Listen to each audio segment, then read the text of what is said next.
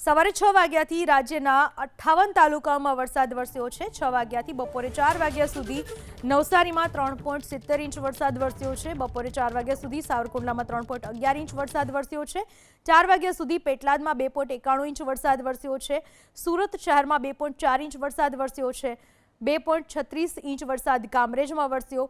જલાલપુરમાં 2.1 inch વરસાદ વરસ્યો છે। ધરમપુરમાં 2.9 ઇંચ વરસાદ તો પલસાણામાં 1.77 ઇંચ વરસાદ। બપોરે 4 વાગ્યા સુધીમાં વઘઈમાં 1.61 ઇંચ વરસાદ વરસ્યો છે। સુરતના મહુવામાં 1.61 ઇંચ વરસાદ વરસ્યો છે। સવારે 6 વાગ્યાથી બપોરે 4 વાગ્યા સુધી બારડોલીમાં 1.54 ઇંચ વરસાદ વરસ્યો।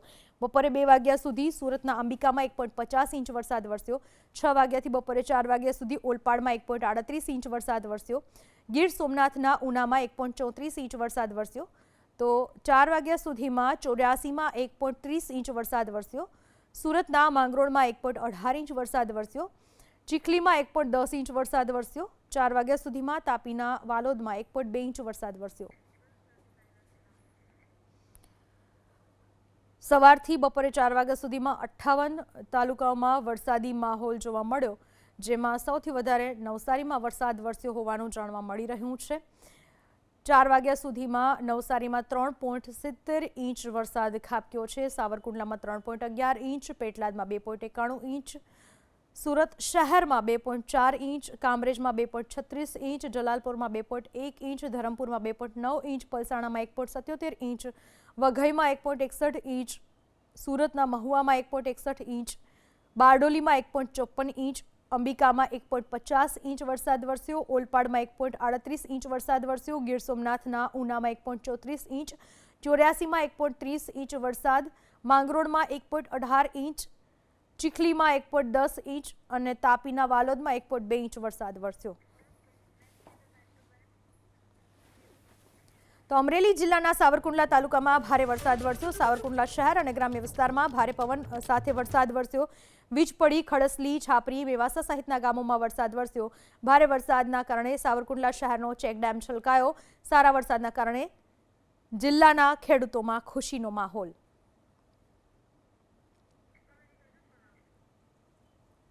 અમરેલીના સાવરકુંડલામાં જોરદાર વરસાદ વરસ્યો। સાવરકુંડલા શહેર અને આસપાસના ગ્રામ્ય વિસ્તારોમાં ભારે વરસાદ વરસ્યો। વીજ પડી, ખડસલી, છાપરી આ તમામ ગામોમાં વરસાદ વરસ્યો। મેવાસામાં પણ વરસાદ વરસ્યો। સાવરકુંડલા શહેરનો ચેકડેમ છલકાયો। સારા વરસાદના કારણે જિલ્લાના ખેડૂતોમાં પણ ખુશીનો માહોલ જોવા મળી રહ્યો છે। અમરેલી જિલ્લામાં સાર્વત્રિક વરસાદ અને સાવરકુંડલામાં જોરદાર વરસાદ વરસ્યો। સાવરકુંડલા શહેર સહિતના ગામડાઓમાં વરસાદ વરસ્યો।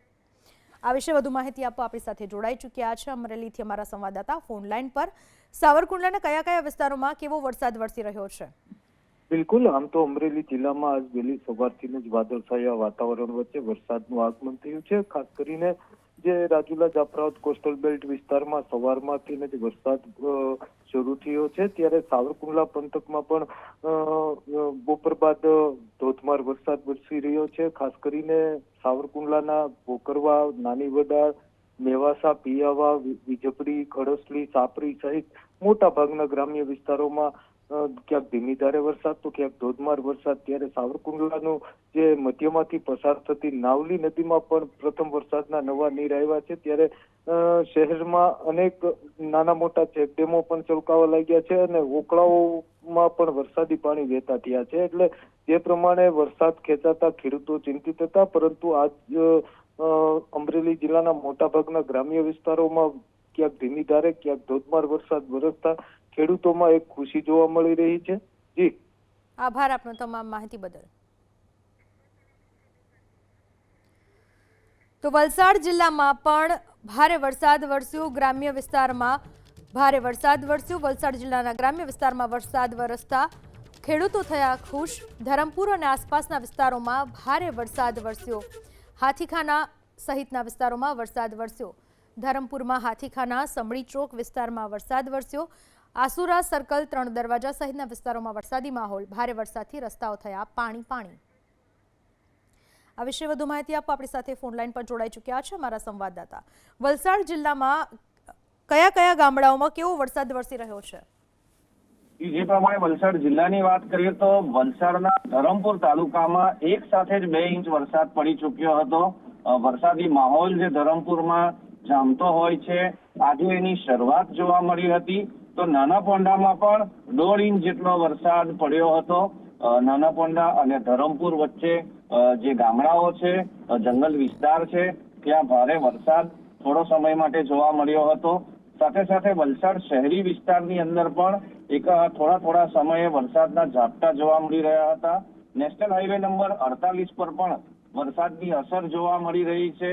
ઘણી જગ્યાએ વરસાદી પાણી, ખાસ કરીને જે ટોલ નાકું છે ત્યાં વરસાદી પાણી ભરાયેલું જોવા મળ્યું હતું. તો સંઘ પ્રદેશ દમણની વાત કરીએ તો ત્યાં પણ આજ રોજ દિવસ દરમિયાન વરસાદી ઝાપટા જોવા મળ્યા હતા. એક સમયે ધોધમાર વરસાદ પણ સંઘ પ્રદેશ દમણમાં પડ્યો હતો, જેને લઈને કહી શકાય કે લોકોને ગરમીમાંથી છુટકારો મળ્યો છે અને ખરા અર્થનું જે ચોમાસું કહેવાય એવું વાદળછાયું વાતાવરણ આખા દિવસો દરમિયાન પણ રહ્યું છે અને થોડા સમયે વરસાદ પણ પડતો રહ્યો છે. જી, આપ અમારી સાથે ફોન લાઈન પર જોડાયેલા રહેશો. તો વલસાડ જિલ્લામાં વરસાદ વરસ્યો. બીજી બાજુ સંઘ પ્રદેશ દમણમાં પણ મેઘરાજાએ તોફાની બેટિંગ કરી. દમણમાં બપોર બાદ શરૂ થયો ધોધમાર વરસાદ. ધોધમાર વરસાદથી દમણના રસ્તાઓ પર થયા પાણી. ફોન લાઈન પર જોડાયેલા છે અમારા સંવાદદાતા. દમણની વાત કરવામાં આવે, દમણમાં કેટલો વરસાદ પડ્યો હતો, ત્યારબાદ સંઘ પ્રદેશ દમણમાં વરસાદે વિરામ લીધો હતો, પરંતુ બપોર બાદ સાંજ સુધી જે પ્રમાણે સતત વરસાદ પડી રહ્યો હતો, ખાસ કરીને જે દરિયા કિનારા પર નમોપથ છે અને જે BMC નો વિસ્તાર છે, એટલે કે દમણ મ્યુનિસિપલ કાઉન્સિલ નો જે શહેરી વિસ્તાર છે, ત્યાં વરસાદી પાણી ઘણી જગ્યાએ થોડા ભરાયેલા જોવા મળ્યા હતા. આમ વરસાદની અસર સીધી સંઘ પ્રદેશ દમણ પર આજ રોજ જોવા મળી હતી. જી, આભાર આપનો તમામ માહિતી બદલ. તો વલસાડમાં જોરદાર વરસાદ વરસ્યો. બીજી બાજુ દમણમાં પણ ધમાકેદાર વરસાદે બેટિંગ કરતા રસ્તાઓ પાણી થઈ ચૂક્યા છે. વાત કરીએ હવે ખેડા જિલ્લાની. ખેડા જિલ્લાના ગ્રામ્ય વિસ્તારમાં વરસ્યો વરસાદ. નડિયાદ શહેર અને આસપાસના વિસ્તારમાં વરસાદ શરૂ થતા ખેડૂતોમાં પણ ખુશીનો માહોલ જોવા મળી રહ્યો છે.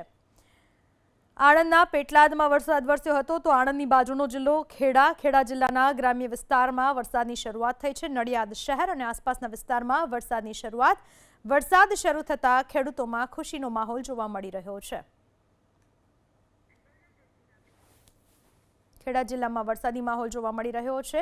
નડિયાદ શહેર અને આસપાસના વિસ્તારમાં પણ વરસાદ ઘણા સમયથી જગતનો તાત વરસાદની રાહ જોઈને બેઠો હતો અને એવા સમયે હવે વરસાદ નડિયાદ શહેરમાં શરૂ થયો છે.